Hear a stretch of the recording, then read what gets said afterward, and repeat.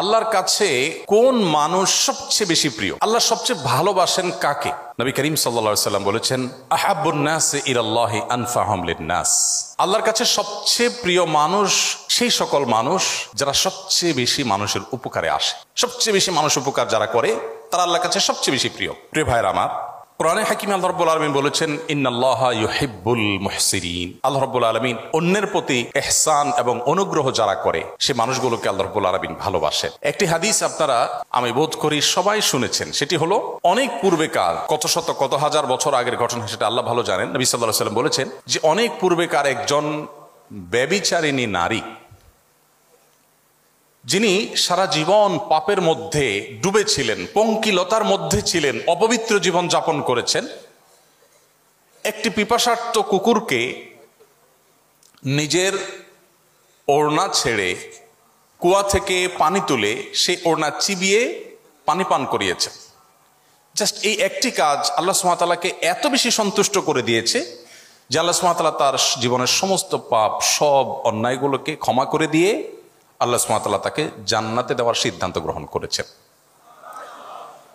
আবার একই সাথে এর বিপরীতে যে হাদিসটি রয়েছে সেটিও আপনারা জানেন, উভয় হাদিস বিশুদ্ধ সূত্রে প্রমাণিত এবং বর্ণিত, যে একজন নারী তিনি অত্যন্ত আবেদা ছিলেন, জায়নামাজ থেকে একটুও সরতেন না, সবসময় আল্লাহ বিল্লাহ করতেন, জিকির আজকার করতেন।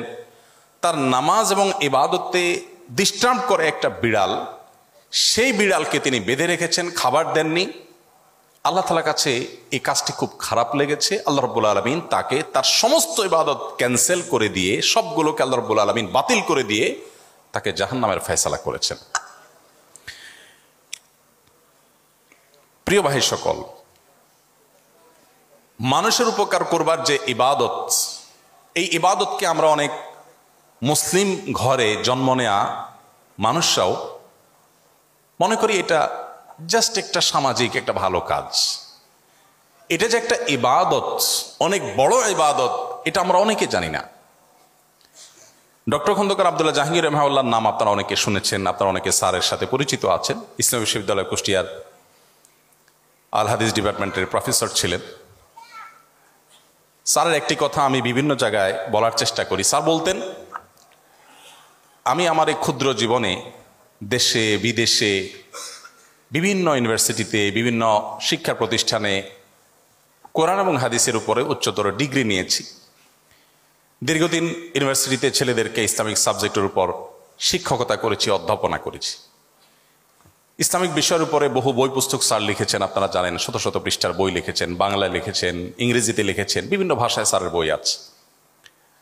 ক্ষণজন্মা এই ব্যক্তিত্ব, তিনি বলেছেন, আমার সারা জীবনে ইসলাম শিক্ষার নির্যাস, তার সামারি যদি জানতে চান আপনি, তো আমি 2 লাইনে আপনাকে সামারি দিতে পারবো। আমি কোরআন, পুরো কোরআন পড়ে হাদিসের ভান্ডারের ভেতরে অবগাহন করে কোরআন এবং হাদিসের নির্যাস, ফিক সহ ইসলামের অন্যান্য যে জ্ঞানভাণ্ডার আছে সেই জ্ঞানভাণ্ডারের ভিতরে ডুব দিয়ে যৎকিঞ্চিত জ্ঞান আমার সারা জীবনে অর্জন হয়েছে, তার নির্যাস হলো 2 লাইন। নাম্বার 1, ইমানের পর, ইমানকে সহি এবং বিশুদ্ধ করবার পর, আকীদাকে কলুষমুক্ত, ভুল ভ্রান্তিমুক্ত করবার পর, মেইন মৌলিক যে ফরজ ইবাদতগুলো আছে, 5 ওয়াক্ত নামাজ, যাকাত, হজ ইত্যাদি, এই মেইন ফরজ ইবাদতগুলোর পর আল্লাহকে সন্তুষ্ট করার সবচেয়ে কার্যকর এবং সবচেয়ে সংক্ষিপ্ত পথ হলো মানুষ উপকার করা। এটা হলো 1 লাইন। আর দ্বিতীয় লাইন হলো, কুফরের পর, আল্লাহর প্রতি অবিশ্বাসের পর, শিরকের পর, বড় বড় মৌলিক যে অপরাধগুলো আছে এগুলোর পর, কবিরা গুনাহগুলোর পর আল্লাহ তাআলা সবচেয়ে বেশি অসন্তুষ্ট হন বান্দার সে কাজে, যে কাজে বান্দা মানুষের ক্ষতি করে। স্যারের এই নির্যাস, আমি যে কয়েকটি হাদিস আপনাদের সামনে পেশ করেছি, সে হাদিস এবং কোরআন কারীমের আয়াতগুলো সামনে রাখলে আমাদের কাছে যেটি পরিষ্কার হয় তা হলো, মানুষের উপকার করার এই ইবাদত,